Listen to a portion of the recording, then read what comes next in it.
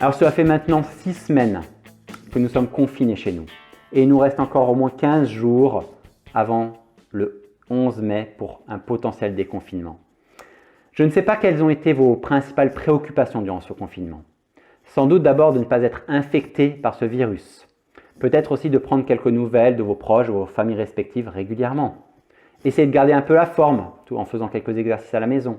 Ou encore, et ça c'est le défi de beaucoup de monde, gérer à la fois l'école à la maison, le télétravail et tous les repas à faire en même temps.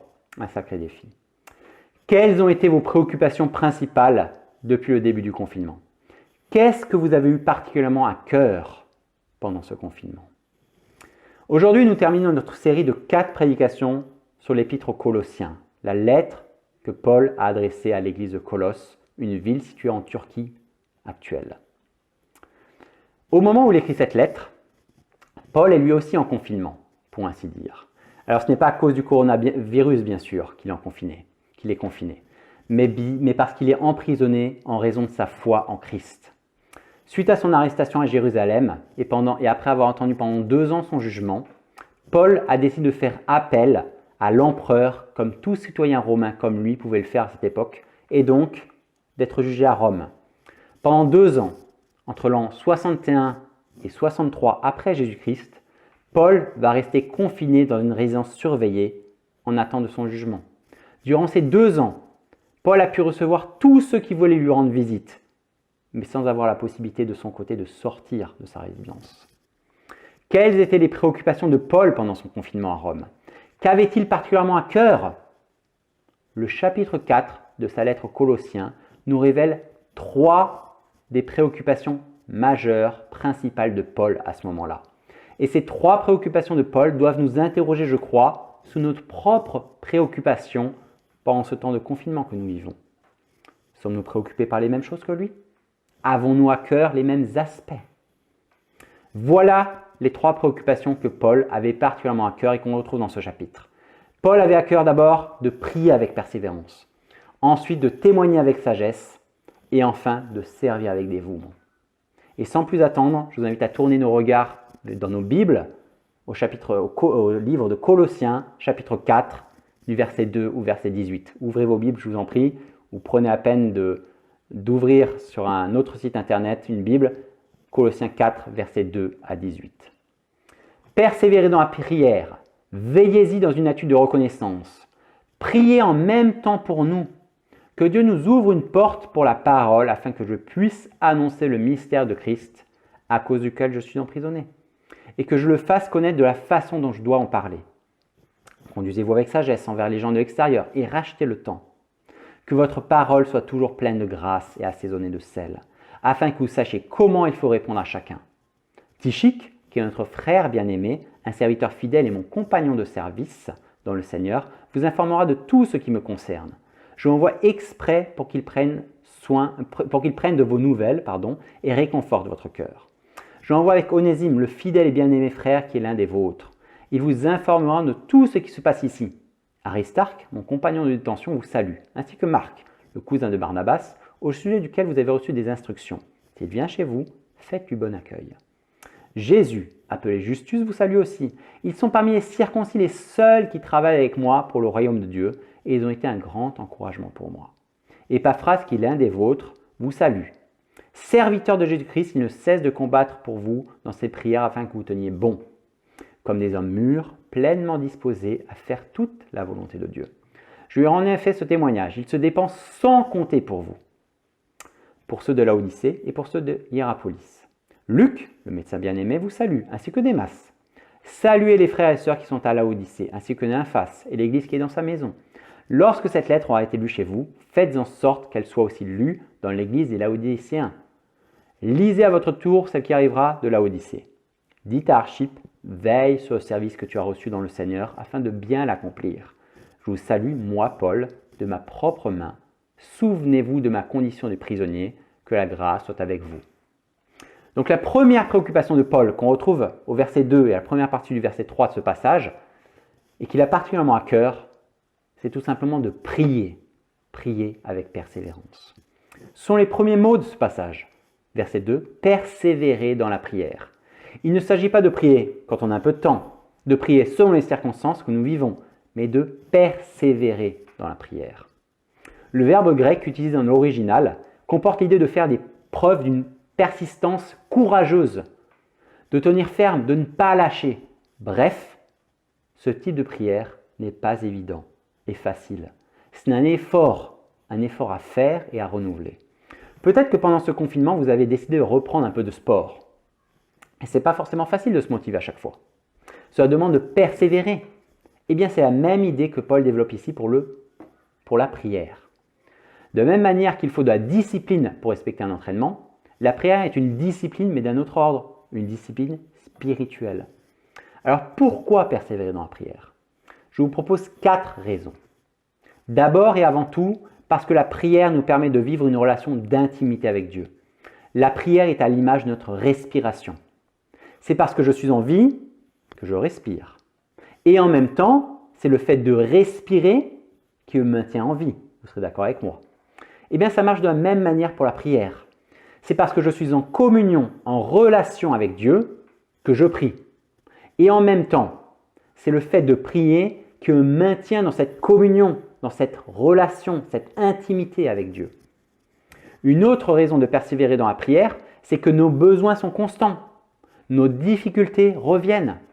Notre vie n'est pas simple et évidente. Et c'est plutôt régulièrement le contraire, il faut bien l'avouer. Nous avons tous un besoin renouvelé de prier pour tout un tas de sujets qui nous questionnent dans nos vies. Troisièmement, parce que parfois Dieu ne répond pas tout de suite à nos prières. Nous n'avons pas toujours immédiatement toutes les réponses à nos prières, il faut bien l'avouer. Et heureusement peut-être, parce que cela filtre un peu les choses dans nos prières. Enfin, dernière raison, parce que Dieu creuse aussi, je crois, notre motivation, notre caractère, lorsque nous savons persévérer dans la prière. Paul n'invente rien ici, il reprend simplement un enseignement que Jésus lui-même avait donné sous forme de parabole en Luc 18, versets 1 à 8. Jésus leur dit une parabole pour montrer qu'ils devaient toujours prier sans jamais se décourager. Il dit, il y avait dans une ville un juge qui ne craignait pas Dieu et qui n'avait d'égard pour personne. Il y avait aussi dans cette ville une veuve qui venait lui dire « Rends-moi justice contre ma partie adverse ». Pendant longtemps, il refusa, mais ensuite il se dit « Même si je ne crains pas Dieu et n'ai d'égard pour personne, puisque cette veuve me fatigue, je vais lui rendre justice, afin qu'elle ne vienne pas sans cesse me déranger. » Le Seigneur ajouta « Écoutez ce que dit le juge injuste. Et Dieu ne fera-t-il pas justice à ceux qu'il a choisis et qui crient à lui jour et nuit? Les fera-t-il attendre? Je vous le dis, il leur fera rapidement justice. Mais quand le Fils de l'homme viendra, trouvera-t-il la foi sur terre? » Donc Jésus a lui aussi enseigné sur l'importance de la persévérance dans la prière. Paul ajoute qu'il faut veiller ou encore être vigilant à la prière au verset 2. C'est un défi qui va de pair avec la persévérance dans la prière. Pour nous qui sommes généralement dans un rythme de vie effréné, auquel ce temps de confinement n'a peut-être rien changé, comment faire pour inclure la prière dans nos vies? Comment faire? Je vous propose 2 idées très simples. D'abord, prenez un temps dans votre journée, à l'heure qui vous convient le mieux pour prier. Le plus important n'est pas forcément le temps passé, mais de ne jamais déroger à ce moment-là, de le renouveler chaque jour. Deuxième idée, en dehors de ce temps quotidien, prenez mieux conscience que Dieu n'est pas simplement à vos côtés dans ce temps particulier, où vous prenez le temps de lire la Bible, où vous prenez le temps de prier, mais qu'il est avec vous à chaque moment de votre journée. Vous êtes face à une situation tendue au boulot. Priez dans votre cœur. Vous apprenez une telle situation difficile, au loin ou au près. Priez. Vous ressentez que quelqu'un ne va pas bien. Plutôt que de ne rien faire, priez pour cette personne. Personnellement, j'étais au bénéfice de cette idée-là. Avant, je recevais des mails avec des sujets de prière et je me disais, je vais prier à un moment donné, je vais prier plus tard. Malheureusement, qu'est-ce qui se passait souvent? Ce plus tard devenait jamais. Aujourd'hui, ce que je fais, c'est quand je reçois un mail avec un sujet de prière, que ce soit au loin pour une mission particulière ou auprès dans notre église, je prie immédiatement pour ce sujet-là. Et ça me permet d'avoir une vie de prière développée dans le quotidien, tout simplement. Ces deux idées simples vous permettront de veiller à la prière en l'introduisant dans votre quotidien. Nous devons concevoir la prière comme un réflexe naturel, une attitude permanente. À ce propos, un auteur a écrit « Un des regrets que nous aurons au ciel sera certainement celui de ne pas avoir passé plus de temps dans la prière, surtout quand nous aurons découvert à quel point nos prières ont été exaucées. » Restez vigilants dans la prière. Cela veut aussi dire de bien discerner les besoins spécifiques plutôt que de rester vagues. Si nous sommes vigilants aux situations ou aux personnes, alors nos prières seront de vraies demandes et pas des formules très vagues. Et justement, dans la suite du texte, Paul demande qu'on prie pour lui pour un besoin très précis. C'est cette deuxième préoccupation que Paul a particulièrement à cœur, c'est celle de témoigner avec sagesse. Et on retrouve cette préoccupation de la deuxième partie du verset 3 jusqu'au verset 6. Paul demande aux Colossiens de prier pour lui. Bien qu'il soit en prison, il ne leur demande pas de prier pour sa libération, d'abord, mais pour toute autre chose. Son souci constant, ce qu'il a le plus à cœur dans ce confinement qu'il vit, c'est de continuer à pouvoir annoncer la bonne nouvelle de l'Évangile. C'est ce qu'il veut dire lorsqu'il écrit au verset 3 que Dieu nous ouvre une porte pour la parole. Paul ne demande pas d'abord que la porte de la prison dans laquelle il est enfermé lui soit ouverte, mais que des occasions lui soient données pour annoncer l'Évangile, qu'une porte soit ouverte dans les cœurs pour que la parole de Dieu y pénètre. Il veut annoncer le mystère de Christ au verset 3. Comme on l'a déjà vu précédemment avec Raph, le mystère dont il est question ici il n'est pas un mystère comme on l'entend aujourd'hui, c'est-à-dire quelque chose d'énigmatique. Non, il s'agit d'une vérité qui était cachée jusque-là, mais qui est révélée maintenant. Et dans ce cas, le mystère dont il est question est que l'Évangile s'adresse maintenant à toutes les nations. Comme le dit Colossiens 1, versets 26 à 27. Ce mystère caché de tout temps et à toutes les générations, mais révélé maintenant à ses saints. En effet, Dieu a voulu leur faire connaître la glorieuse richesse de ce mystère. Parmi qui? Parmi les non-juifs.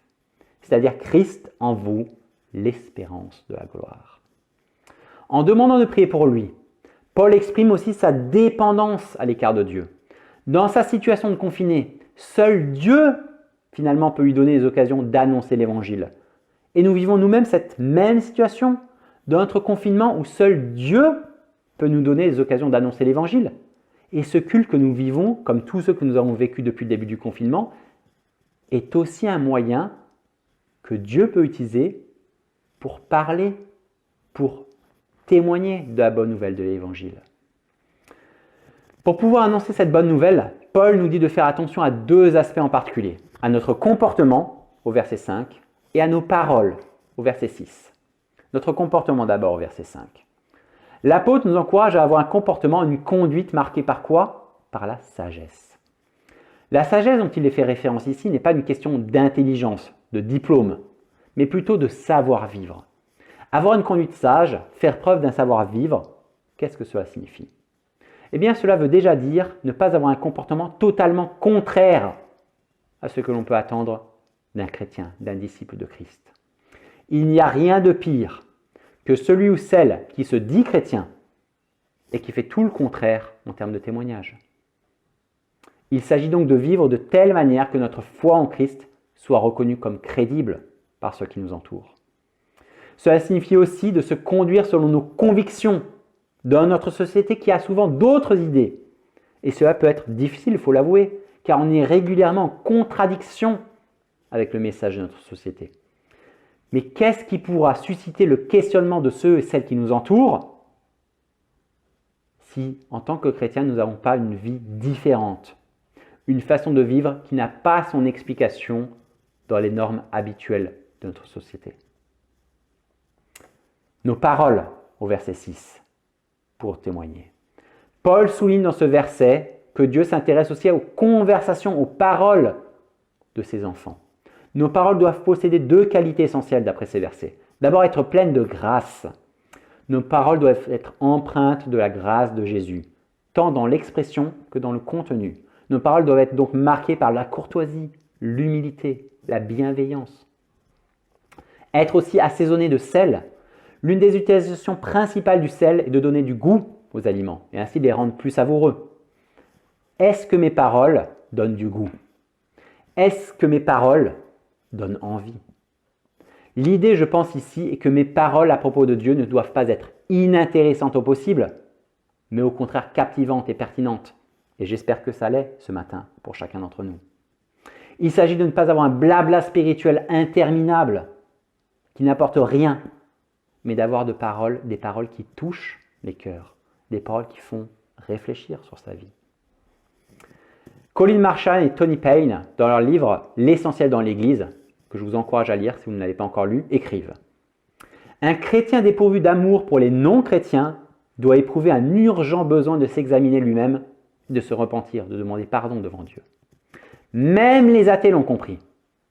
Penn Jillette est partenaire de l'un des duos d'illusionnistes les plus célèbres du monde, Penn et Teller, et il professe ouvertement un athéisme totalement assumé.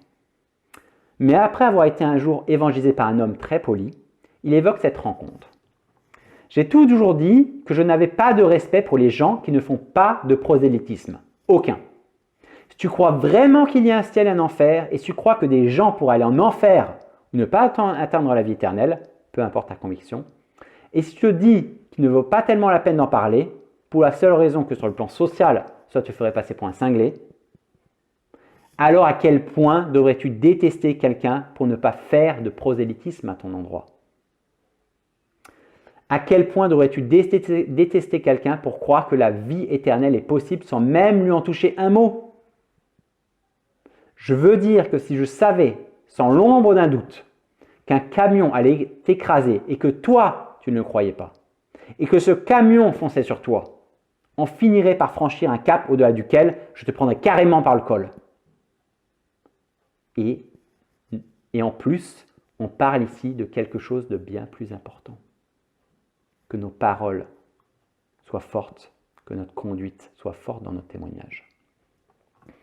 La troisième et dernière préoccupation de Paul dans ce passage, qu'il a particulièrement à cœur, c'est de servir avec dévouement. Et on le voit du verset 7 jusqu'au verset 18. Dans ce dernier passage de sa lettre, Paul évoque 10 de ses amis dans l'ordre: Tychik, Onésime, Aristarque, Marc, Justus, Épaphras, Luc, Démas, Nymphas et Archippe. Ils sont très différents les uns des autres, mais il y a une qualité commune que Paul reconnaît dans chacun d'eux et qu'il partage aussi avec eux. C'est leur dévouement pour servir Dieu et les hommes. Avant de reparler de leur dévouement commun pour le service, regardons d'un peu plus près à quel point ces 10 amis de Paul sont différents. D'abord, il y a 3 juifs, Aristarque, Marc, Justus, et des païens comme Épaphras, Archippe et Démas. Des hommes cultivés comme Luc qui est médecin, et un esclave en fuite comme Onésime. Des hommes connus comme Luc et Marc qui ont chacun écrit un évangile et participé à divers voyages missionnaires avec Paul. Et des hommes qui ne sont cités que dans ce passage, comme Justus ou Nymphas, dont on ignore tout de leur vie. Ces 10 hommes sont très différents, et pourtant ils se retrouvent ensemble dans le service pour Dieu et les hommes. S'ils n'avaient pas eu une même foi en Christ, il n'y aurait eu sans doute aucune chance pour qu'ils se retrouvent tous les 10 dans ces salutations de Paul. C'est leur foi commune en Christ qui les réunit et les rassemble. L'Église, c'est justement un rassemblement d'hommes et de femmes qui, sans l'action divine, ne se seraient jamais rencontrés, tellement ils sont différents les uns des autres. Et pour moi, c'est l'une des plus grandes joies que j'ai dans notre Église, à l'ECE, l'Église chrétienne évangélique. C'est de pouvoir y vivre cette même diversité. Nous avons peut-être une vingtaine de nationalités différentes, peut-être même plus, je n'ai pas compté. Nous avons toutes les pyramides des âges, avec les plus jeunes enfants jusqu'aux plus âgés, en passant par les étudiants, par les couples quarantenaires. Nous avons une palette de métiers très variés dans notre Église. Je ne connais aucun autre club, aucune autre association ou groupe qui regroupe un panel tellement diversifié, tellement différent de personnes.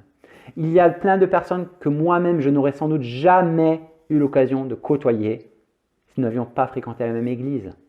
Tout simplement parce qu'ils n'ont pas les mêmes métiers que moi, les mêmes hobbies que moi, le même statut social peut-être que moi.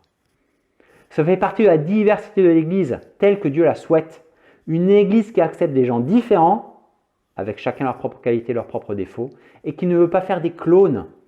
Il faut bien saisir la bénédiction que c'est de se retrouver dans cette même foi commune, malgré toutes nos différences. C'est merveilleux, c'est extraordinaire. Une autre idée qui nous frappe à la lecture de ces diverses salutations de Paul, c'est l'amitié, la communion qui existe entre tous ces amis. On ressent vraiment la joie de servir ensemble qui les anime, ainsi que le souci qu'ils ont les uns pour les autres. Tout le monde se salue et veut faire part de son affection à l'autre. L'Église, c'est aussi un rassemblement d'hommes et de femmes qui tissent des liens entre eux, des liens vivants d'amour chaleureux. Nous vivons aujourd'hui dans une société où on s'isole de plus en plus facilement. Il faut savoir par exemple qu'en France, la part de la population vivant seule a plus que doublé entre 1960 et 2010 pour atteindre 15% de la population aujourd'hui d'après l'INSEE. 15% des gens vivent seuls. Le pasteur Tim Keller écrit « Le vrai secret d'une mission fructueuse et efficace dans le monde, c'est la qualité de notre communauté. Un caractère exceptionnel ne peut pas prouver que le christianisme est vrai. L'athéisme ainsi que beaucoup d'autres religions peuvent également produire des héros doués d'une grande morale, peu commune. De telles personnes peuvent nous inspirer, mais on conclura bien trop facilement qu'elles ne sont que cela, des héros ayant fixé des normes inaccessibles pour les autres. En revanche, ce que l'athéisme et les autres religions ne peuvent pas reproduire, c'est le genre de communauté d'amour que l'Évangile produit. Jésus déclare que c'est grâce à notre profonde unité que le monde saura que le Père l'a envoyé et nous a aimés comme le Père l'a aimé. Jésus affirme que le principal moyen par lequel les gens croiront que les chrétiens ont trouvé l'amour de Dieu, c'est en voyant la qualité de leur vie communautaire. Je crois que cela nous interroge sur l'authenticité de nos échanges et la façon dont nous partageons nos joies et nos peines dans l'Église. Est-ce que certains sont laissés pour compte? Est-ce qu'on laisse des personnes de côté? Est-ce que certains sont isolés dans l'Église? Avec les différents responsables de notre Église, nous faisons tout notre possible pour que ce ne soit pas le cas. C'est une priorité dans ce temps de confinement pour nous. Ce qui réunit tous ces amis de Paul, c'est leur foi commune en Christ, bien sûr. Mais on remarque que c'est une foi active qui se démontre par leur dévouement dans le service pour Dieu et les hommes. Ils ne font pas tous le même service, mais ils ont tous le même esprit de service. Tychique, un serviteur fidèle d'après le verset 7, et Onésime, le fidèle d'après le verset 9, vont porter la lettre que Paul vient d'écrire aux Colossiens et leur donner les nouvelles de l'apôtre. Ils doivent pour cela partir de Rome pour aller jusqu'à Colosse, à 2000 km de là. Un voyage long et pénible, surtout à cette époque-là. Aristarque, Marc, Justice sont un encouragement précieux pour Paul d'après le verset 11. Ils sont avec lui dans son confinement en prison. Ils n'étaient pas eux-mêmes prisonniers, mais ils ont choisi d'être avec Paul alors qu'il est en résidence surveillée. Ils ont choisi de se mettre au service de Paul pendant sa captivité. Leur consécration pour aider, soutenir l'apôtre est remarquable. Épaphras, lui, qui est à l'origine de l'église de Colosse, à laquelle Paul s'adresse, est un serviteur de Jésus-Christ qui, d'après le verset 12, ne cesse de combattre pour vous dans ses prières. Paul dit de lui qu'il se dépense sans compter, Il se dépense sans compter, verset 13. Bien qu'éloigné d'eux, Épaphras n'oubliait pas les Colossiens. Leur état spirituel préoccupait toujours son cœur. Et le verbe combattre qu'on a dans ce verset nous a donné agoniser en français. Épaphras est un homme de ceux qui agonisent dans la prière pour que l'Église tienne bon dans leur foi en Christ. Son cœur souffre pour les autres et avec les autres. Luc est le médecin bien-aimé au verset 14. On peut imaginer qu'il veillait sur la santé apparemment fragile de Paul. Nymphas au verset 15 a ouvert sa maison pour accueillir une église. Paul appelle Archippe à veiller son service au verset 17. Peut-être que Archippe est épuisé par le service qu'il accomplit. Et Paul veut l'encourager simplement par ces quelques mots. Le fruit de la foi de ces 10 amis de Paul se remarque à travers leur dévouement dans le service. Ils suivent le modèle donné par Jacques 1, verset 22, qui nous dit « Ne vous contentez pas d'écouter la parole de Dieu, traduisez-la en actes. » Traduisez-la en actes. Ces 10 amis de Paul sont au service de Dieu et des hommes, car être près de Dieu, c'est aussi être près des hommes. Ils ont des services différents, mais ils le font tous avec consécration, dévouement. Et à ce propos, voilà ce qu'écrit un auteur. La plupart d'entre nous essaient de justifier leur manque d'action en disant « J'attends que Dieu me révèle ma vocation et qu'il m'appelle. Dieu vous a-t-il déjà invité à vous asseoir devant la télévision hier soir? À prendre vos dernières vacances? Ou aller faire votre footing ce matin? Probablement pas. Mais vous l'avez quand même fait. Ce n'est pas les vacances ou que le footing soit mauvais. Mais nous sommes si prompts à rationaliser nos loisirs et nos priorités dans la vie et si lents à nous engager au service de Dieu. En résumé, Paul avait 3 préoccupations particulièrement à cœur dans son confinement. Prier avec persévérance, témoigner avec sagesse, servir avec dévouement. Est-ce que nos propres préoccupations durant le temps de confinement sont du même ordre? Est-ce que nous avons des préoccupations du même ordre que ceux de Paul? Les préoccupations de Paul durant son confinement nous invitent à réfléchir à nos propres préoccupations durant notre confinement. Prier avec persévérance.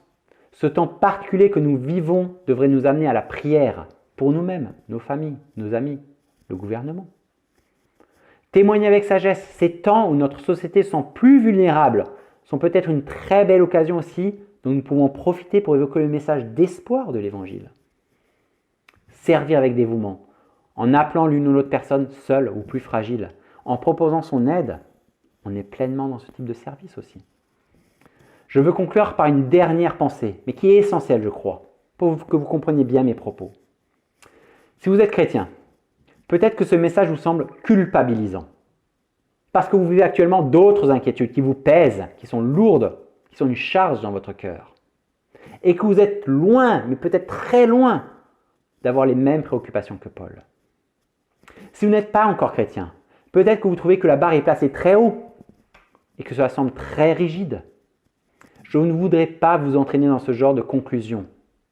C'est pour ça que je veux terminer avec les derniers mots de Paul au verset 18. Il affirme « Que la grâce soit avec vous. » Que la grâce soit avec vous. La grâce de Dieu avec nous, cela remet les choses dans la bonne perspective. L'invitation de Dieu à travers ce passage de la Bible à réfléchir à nos préoccupations durant notre confinement n'a pas pour but d'être cassant, d'être dur pour nous. Pas du tout. Il ne s'agit en aucun cas d'une quelconque question de perfection. Il faudrait être celui qui prie le plus, qui témoigne le mieux ou qui est toujours au service. Il ne s'agit pas de vouloir paraître parfait, mais de pleinement vivre sous la grâce de Dieu. Qu'est-ce que cela veut dire, vivre sous la grâce de Dieu? C'est savoir tout simplement que tout ce que je mérite de la part de Dieu, c'est sa colère, son jugement, rien d'autre.